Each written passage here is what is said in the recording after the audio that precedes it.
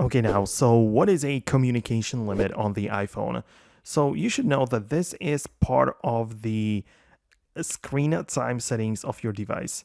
Inside there, you can essentially just control the using of this iPhone, and you can find like many different things.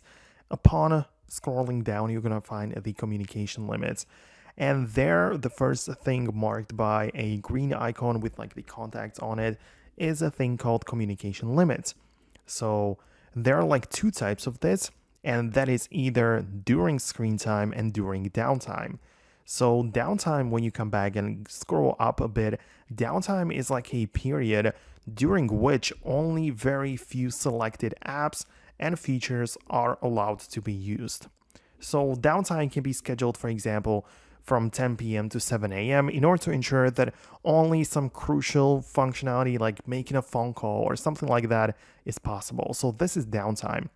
And inside of the communication limits, you have two settings.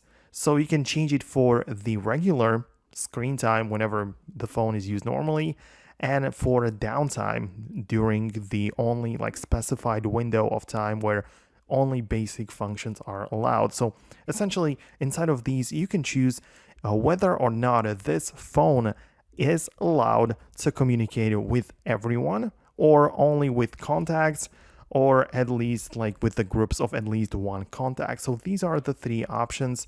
You can switch back and forth, obviously change it for the downtime as well.